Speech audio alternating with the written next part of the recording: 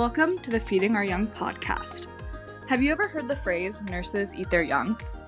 Feeding Our Young is more than a podcast. It's a movement. It's a desire to see new nurses of all ages be supported and uplifted by their peers. And it starts with me. It starts with you. So join host Eric Miller, registered nurse of nearly 20 years, an adjunct clinical instructor, and today's honored guest, me, Ani Posner, and be ready to have your life uplifted so you can in turn uplift others.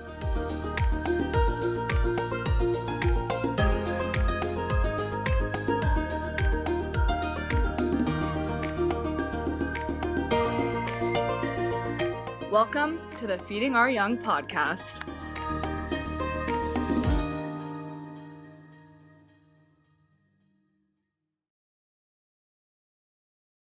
Hello and welcome to this episode of the Feeding Our Young podcast.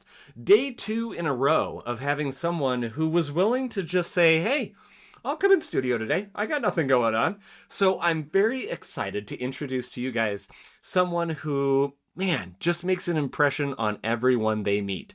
And it doesn't matter how old they are, how young they are, but this particular honored guest, she's something special. So I'm going to introduce to you guys one Grandma Ani Posner. Grandma Ani Posner, how are you doing today? I'm good, Eric. How are you? I'm doing good. Let's address the elephant in the room. You don't quite sound like a grandma. So what's with this title that I'm giving you? It could be something to do with the fact that I'm in a shawl with my glasses on right now to see the phone.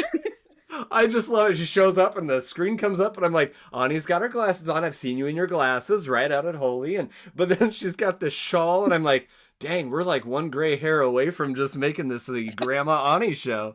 I love it. I love it. I love it. So, Ani, I'm not going to waste more time. Let's just dive right into your story. And there's some things we're going to talk about, you guys, that might be a little sensitive / triggering. Nothing too horrible, but we'll warn you before that happens. So please don't steer away from the amazing person that is Ani. So, Ani, let's just start with the basics. What degrees do you have? You're a nurse now, right? I wish. Wait, but you're a grandma. I thought you were already a nurse. I know, a grandma of 21 years young. I will have a BSN at the end of next year, fingers crossed.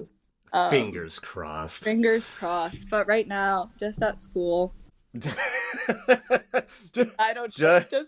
at school, just learning. No, that's amazing. There's no just about any of that, as you already know, of course. So where are you from? Where's home for you? I'm from Portland, Oregon. Awesome. And came specifically to Spokane to attend Gonzaga? Yes, I did.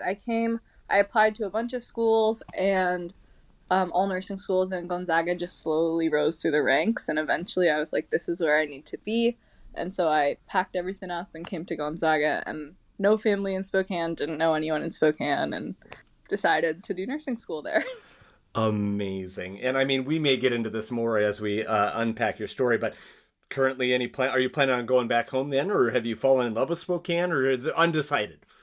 It's undecided.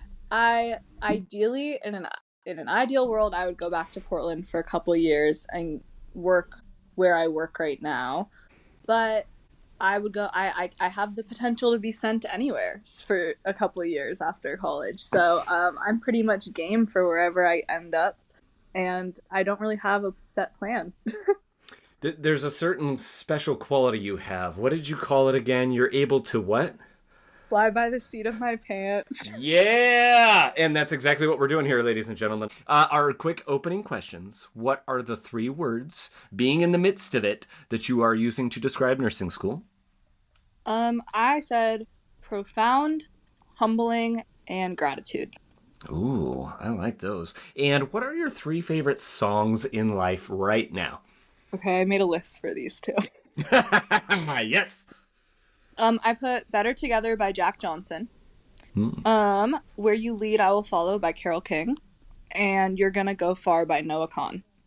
Oh, man, it's so fascinating how often Noah Kahan comes up in this question. So a little background for everybody. I started asking this somewhere around I think it's somewhere midway. I want to say it was honored guest number 41 or 42. So I've had this little idea in the back of my brain to make, I just call it the Feeding Our Young side project. And it just released today. And I'm so excited. So, Ani, as soon as we're done, guess what? Those 3 songs are going to be added to the now burgeoning and created Feeding Our Young playlist. And so Spotify playlist. And that playlist right now, I was like, oh, there's going to be a lot of songs on there because, well, we'll talk about the honored guest number situation here in a second because I want to make a big deal out of that. But out of all the honored guests we have, I ask everybody their top 3. Most everybody provided 3. Every once in a while I get someone who's like, I like books.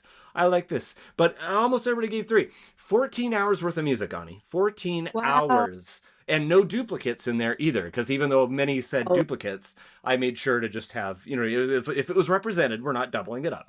So I just love it. I'm like, I cannot wait to go on my next run, because then I can listen to music that I'm not normally exposing myself to. So, blah, blah, blah. It's so much fun. I just tell you, I'm like, and you are now part of this beautiful fabric, this mosaic, or at least, I don't know, is it a quilt? Grandma Ani? Are we making a Feeding Our Young quilt of all these honored guests and episodes? I feel like that's what we're doing. Yeah. I love it. All right. So then you have been prepared. You are ready to take. Now that you're in the middle of a little bit of a break here, a breather out of school, and I'm gonna just administer a quiz straight away. So we are doing the patent not pending unofficial Feeding Our Young personality quiz. Are you ready, Ani?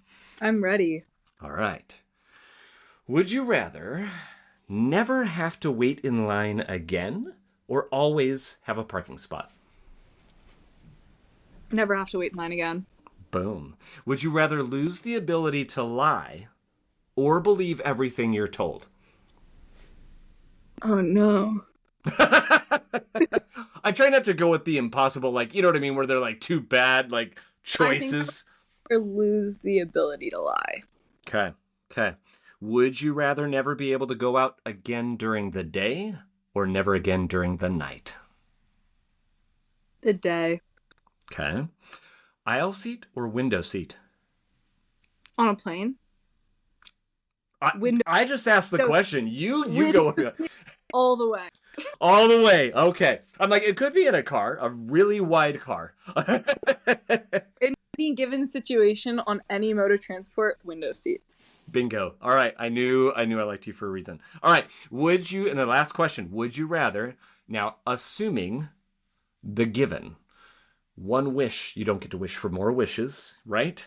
Would you rather have one wish granted today or 10 wishes granted 20 years from now? Ooh, I think 10 wishes granted 20 years from now.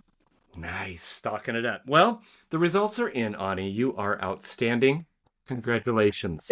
Congratulations. All right. Now that you know what you are, and we all know all about you, having answered those questions, let's just dive right into the fun. Sounds good.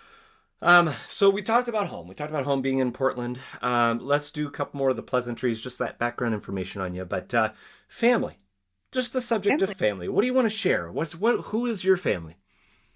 Okay, well, my family back in Portland, my immediate family is my mom. Shout out Lisa.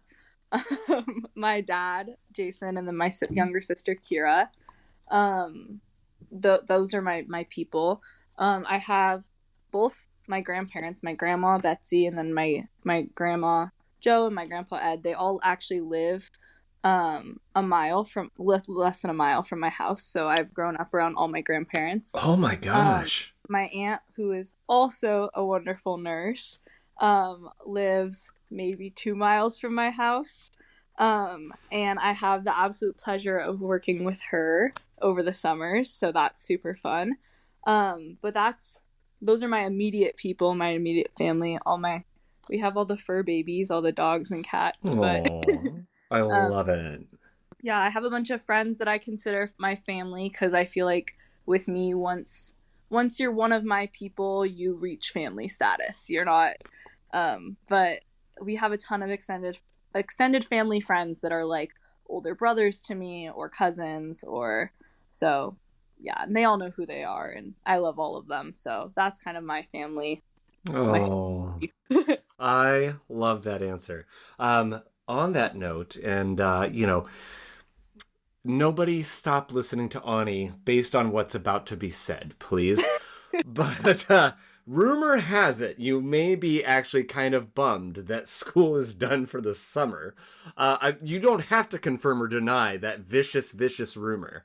But even if it were true, what are those things that you're going to try and fill your schedule with now, or that you get to do besides working, of course? What do you like to do? So Portland summers are really fun. They're super warm, and we get so much rain. So I'm really excited for the sunshine. I spend a lot of time at the river, even though it's kind of gross here. And the river is maybe not the most ideal location to swim. So I go off to a bunch of lakes. I try to take the dogs with me when I can. I am hopefully gonna get back into running this summer. It is a hopeful goal. I don't know how successful that goal will be yet. I'm it out loud so other people hear it, so then I have to do it, is the thought process. Well, then I'm not going to tell you that your episode won't air until October after the summer's complete. They'll check in October and see. They'll be like, so Ani, were you able to do what you said you were going to do? So that's a big goal for this summer. And I don't know, I go to the gym a lot. What else do I do over the summer? I love finding new coffee shops. And so I don't know, because I grew up in Portland, I've spent a lot of time in like the same area, and I love my area. I love my people in my area, but I want to maybe branch out. I started doing this in Spokane, where every exam I had, I would go find a new coffee shop to study for that exam. And so that was that's a fun activity I picked up. So maybe I'll try to do that this summer and find some new places in Portland and spend some time with friends that I get to see that live all across Oregon. So I get to road trip. Yes. Which Oregon is beautiful in the summer. So I'm excited to kind of road trip across it and see everyone again. Awesome. I definitely second all of that because, I'm a Washington boy born and bred, but man, there's just something about this Northwest. You know what I mean? Mm-hmm. Oregon is beautiful. Washington, beautiful. We're all getting more wildfires nowadays. But besides that, man, there's no better place to live. Sorry to everyone else in the country. Love you. But this is where it's at. So. Oh, sorry, everyone. So by the end of this, Ani will have like 3 people listening because people will have been tuned out. Like, okay, that was stupid. Oh, she loves school? Okay, no, forget that. Oh, we're just throwing everybody under the bus. Oh, dear. All right, so then I've got to know, why nursing? Like, what brought you? Tell the story of what brings Ani into the nursing field. My answers have... I feel like in nursing school, that's the question that you're asked most often is, why are you here? What are you doing here? What are you doing? And my answers have changed so much, honestly, sometimes day to day in nursing school. What originally brought me to nursing was I always found medicine fascinating. When I was little, my parents gave me this like stuffed animal vibe stethoscope doctor kit, like a stuffed syringe and a stuffed stethoscope. Oh. And I remember carrying those around with me, and I wanted to play doctor and nurse in hospital, and like I wanted to do that all the time. I think I annoyed people into doing it most of the time.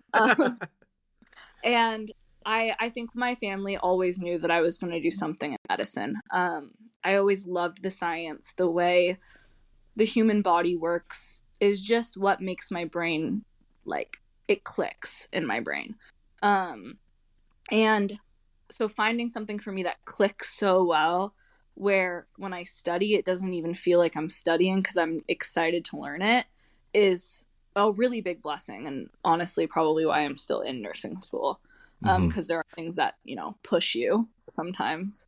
But I thought for a long time that I wanted to do research, and I was an intern in Portland when I was 16-ish, at a children's cancer research facility.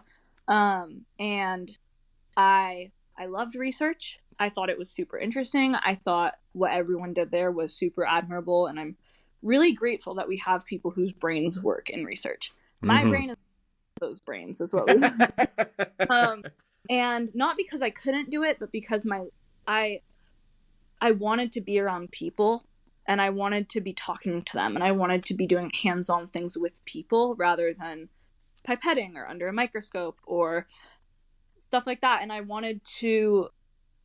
felt like in research for me, there was too much red tape to cross in order to get to where I wanted to be. I needed to be able to see results quicker than what research was able to provide. Yeah. And so I remember I was on the phone one time talking to one of the clients, we'll say, that this nonprofit helped. And it was a father of a child who had undergone chemo and cancer. And this child had like such severe PTSD that they were not able to talk to me about it. And I ended up talking to this dad for, I think, 5 hours on the phone out of my work day and his work day. And, you know, like he cried with me, laughed with me. And I remember looking over and seeing the person working at the desk next to me crying too.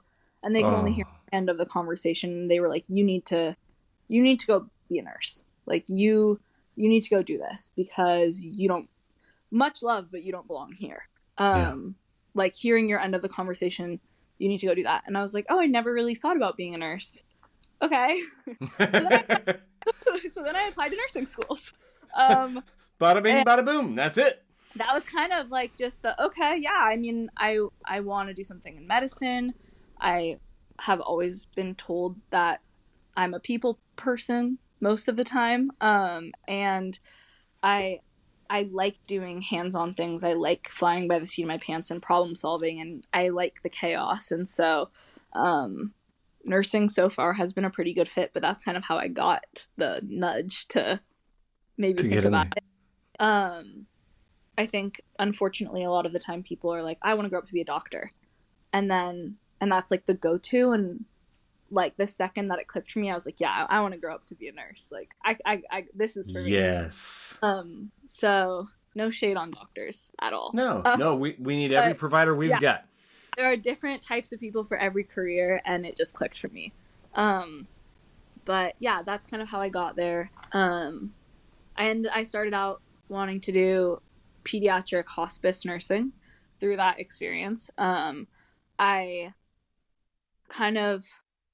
was fascinated with the idea of being able to help someone die well and die with dignity. Because we all end up there. So I was really fascinated by that idea. And with kiddos, we never expect for them to be the first out. And so I was kind of drawn to that. I don't know if that's where I'll ever end up or if that's still what I'm drawn to, but that was kind of that fascination with that and being in that world that then taught me to, or nudged me towards nursing, and those two mixed together kind of were what pushed me into nursing school. Man, beautiful. Just beautifully stated. Because I have about 3 or 4 different thoughts that are all trying to come out of this funnel I call my mouth at the same time. One of which is, I mean, like that pediatric hospice piece, for example. Everybody already knows that I've been a peds-onc nurse. So that's how I started my career. That was my passion. When there's you can get, for those that are not aware, you can get certifications in your specialties. Almost every specialty I think that exists, including educators, have certifications you can test for, and sometimes there's financial incentive, but for the most part, it's just making sure that like you are keeping your knowledge up to date, and then you have to keep it up to date every 3-4 years so that you're always at the forefront of what's being done. So the big one for peds oncology is the CPHON, CPHON, Certified Pediatric Hematology Oncology Nurse, I believe it is. And so in order to prep for that, I went ahead and got, the love of learning, it just, don't ever let it go. I got my CPN, Certified Pediatric Nurse. And then before, I was still terrified of the CPHON. And I was like, why don't I go for this other one? And there's a CHPPN, Certified Hospice and Palliative Pediatric Nurse, or something along those lines.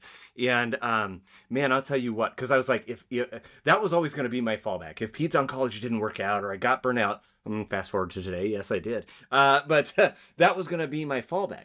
But I just don't feel like there was like enough pediatric hospice programs. Yes, you can help kids in those situations, inpatient and in the. But anyway, all that to say, having sat for that exam, man, Ani, you'd be perfect. You'd be perfect. Obviously, you said, you're keeping the doors open and all the things. Everything you said about why you became a nurse also brings two other questions into mind that relate to that. First of all, obviously this person sitting next to you is what kind of prompted you to go that way. Your aunt that you referenced that is a nurse, an amazing nurse, did that ever provide an example for you, or was she any influence at all?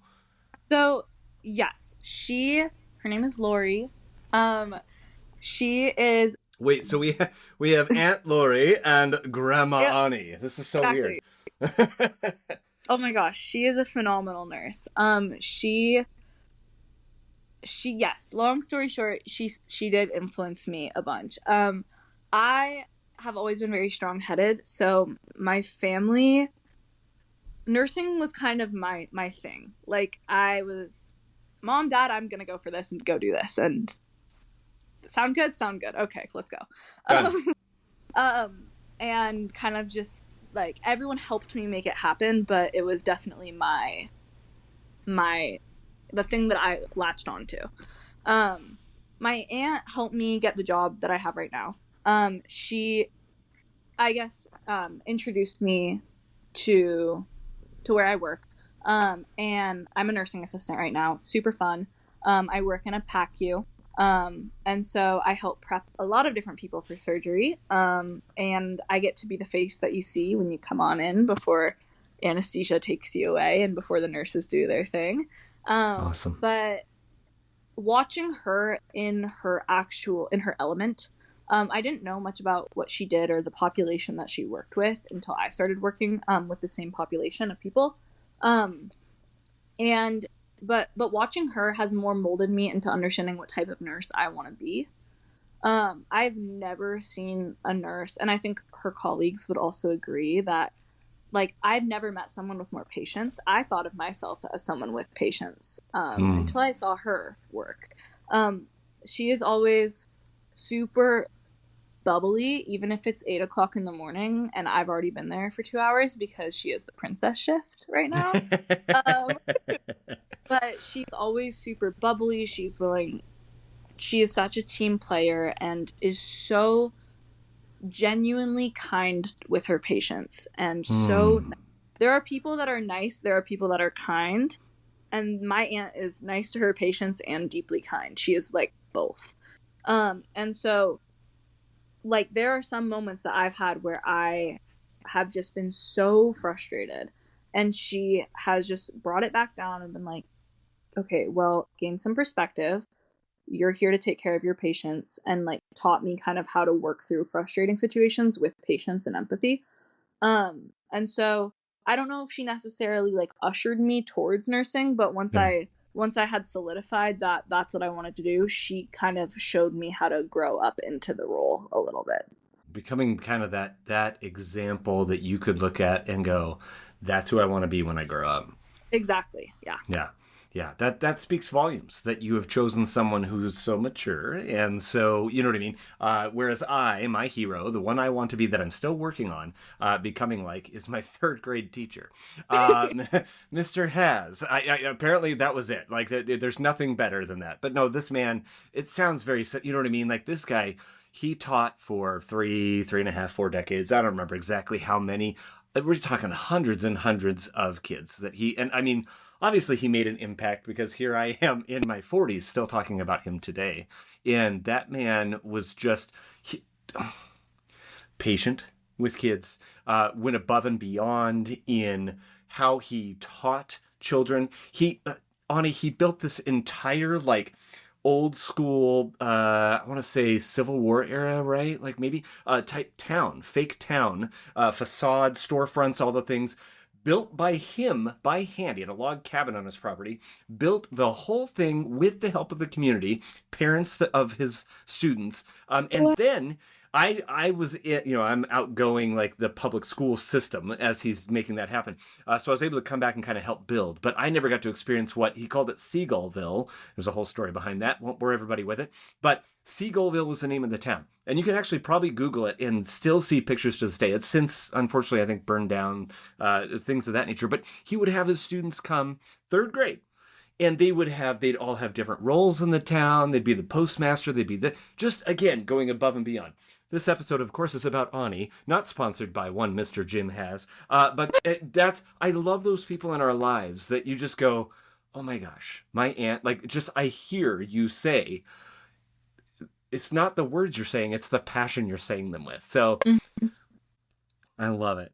Okay, so then and I'm quickly realizing my error in asking the wrong question first, because this one feels a lot less impactful. But the other thought that came to my mind while you're talking about being a nurse, and you said, you did land on Gonzaga. You came from Portland, but you said it kind of slowly worked its way up the list. For those people who are listening who are maybe prospective students or not locked into any particular place yet, what were the factors that went into you deciding to go to Gonzaga, when compared to, say, a community college or other universities, or staying closer to home, et cetera, et cetera? Okay. I'm not sure if I'm the most ideal candidate to ask this question to, but I'm going to provide honesty, and everyone listening, even if it's no one, can make an educated decision based off of that. Oh, now I'm excited. I am on the edge of my seat, sister. Let's go. So I remember being a senior in high school, and I knew exactly what I wanted to do, but I had no idea where I wanted to do it. And I'm the older sibling. My sister and I have really different, the way that we approached college was really different. I wish sometimes I had used her approach, but hindsight is 2020. Mm-hmm. I applied to 14 schools, which is a lot. I don't recommend. I mean, just the thought of the amount of work that went behind that, right? Like, that's a lot of work. I wrote a lot of applications, and I think by the end, I wrote one application, maybe it was to Gonzaga, I don't even remember, about, they asked me a favorite movie, and I think I wrote about Horton Hears the Who. And I couldn't actually tell you why. I just think that at that point, my brain was scrambling at anything it could grasp 14 applications later. There's nothing left. I'm going back to my younger childhood here. I don't care. Let's do this. All of the universities have taken everything I have. Yeah. But I applied to 14 schools, and if you're applying into nursing schools, you're going to learn that there's something called a direct entry Bachelor's of Science in Nursing program. Gonzaga has one, Seattle University has one, Linfield University has one, I think, University of Portland, University of San Francisco, a lot of different schools. A lot of Jesuit schools have them. And I narrowed it down. I think I got to between USF, Seattle U. I didn't apply to University of Portland because I wanted to branch out from home. And Gonzaga. And for me, they are very similar programs in terms of how they're run. I think all of them are Jesuit universities. But I wanted to be, so then I started looking at, living costs, San Francisco versus Spokane versus Seattle. There's not much comparison there. I started thinking about where I might want to live when I'm older one day, and how I may or may not, depending on how college goes, want to live in the same city that I went to college in. Right. And I knew that I would maybe want to try out living in Seattle because I have family friends there. That I knew that I might want to live in San Francisco because my grandma grew up there and I've always loved visiting there. But I didn't know anything about Spokane. I knew that Spokane, of the three, was the one that had the most distinct 4 seasons. Mm-hmm. And I knew that it was a 5.5-hour ride home, so it was just far away enough from my parents where they'd have to work to get to me, but not far away enough where so I told my mom the other day that I was like, Mom, you did your job right. Like, congratulations, you made it as a parent, because I don't need to come home, but I want to come home. And I run home every single chance that I get.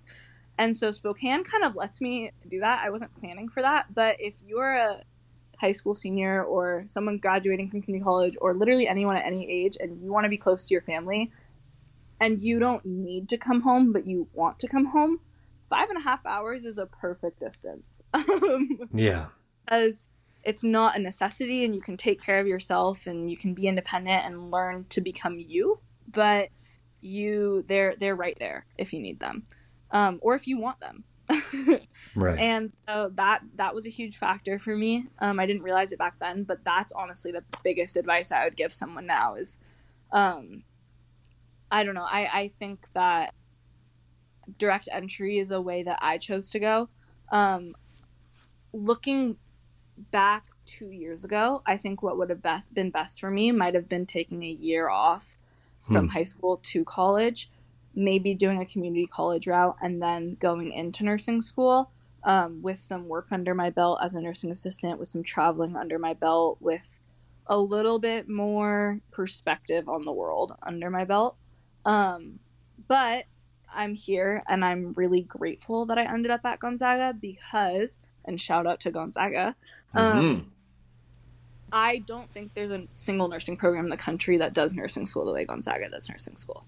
I have a lot of friends across the country at a bunch of different nursing schools, and there is no one that is doing the curriculum in such a holistic way. There is no one that, like, the professors at our school know every single nursing student by name, know where they're from, know who they are, know if that student wants a hug in a specific situation or if they don't, if that student, what type of family they come from, how that student learns best. I've never met professors or clinical instructors that are more caring and more compassionate, and I feel like I have family at school now within my professors and within my faculty, and I think that's so rare. So if you're thinking about Gonzaga, that's my 2 cents about the nursing school itself.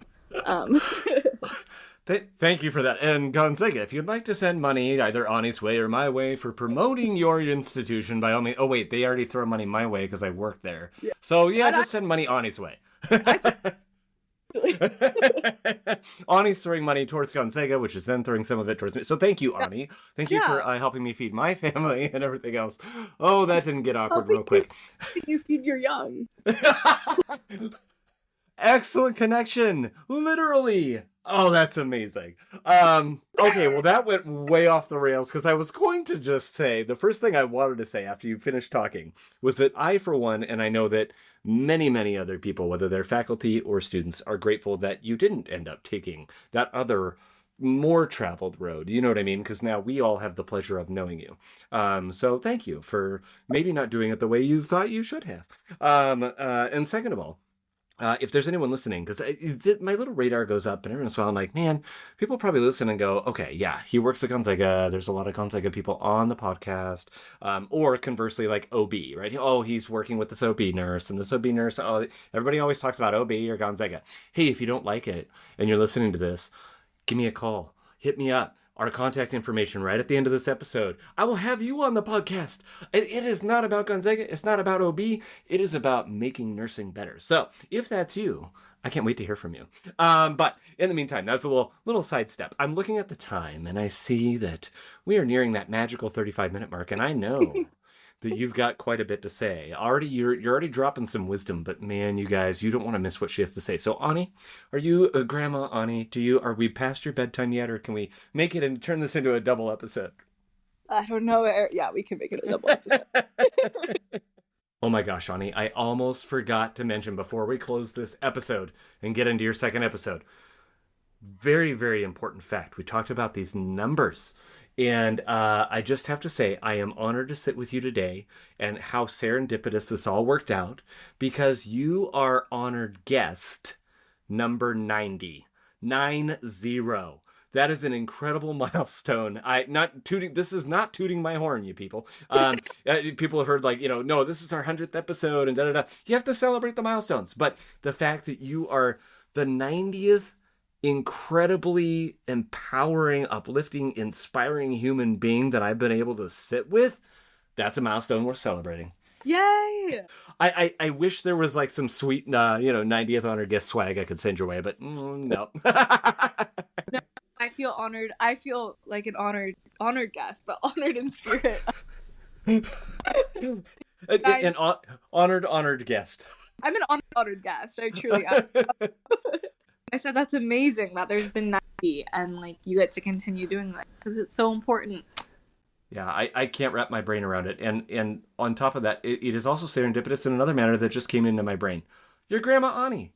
Grandma Ani, not 90 years old. It's actually my 90th honored guest. Birthday today. Couldn't be You better. don't look a day over 80, sister, all right? You're great. Oh, at 20 years young, I really appreciate that. So. Touche. All right, well, with that, we'll catch you guys on the flip side.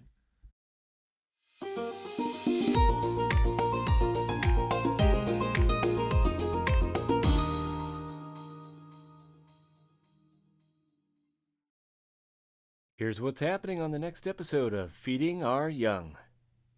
The objective of that day was getting me acquainted to a baby. And so I go in and this mom hands me her baby because scrubs give you an authority. Use that very gracefully and always ask questions and always stop if you are not comfortable because people trust you. Side note. And I held my arms straight out and she placed the baby in and I verbatim said, "Oh my God, what do I do with it?" And I just, I didn't realize that I had said this out loud.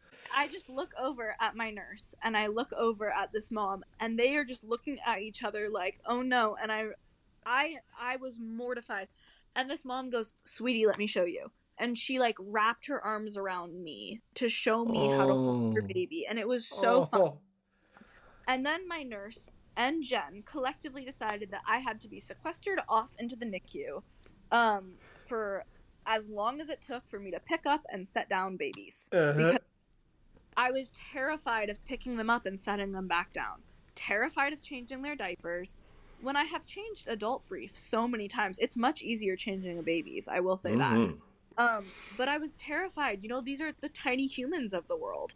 These are people. These are little people that have just like you are some of the first. Some of the first voices they hear, some of the first faces they see. Like, I just was like, oh my gosh, one day they're gonna have a driver's license or a Roth IRA or whatever, and like I was just having this moment of like panic of just what do I do?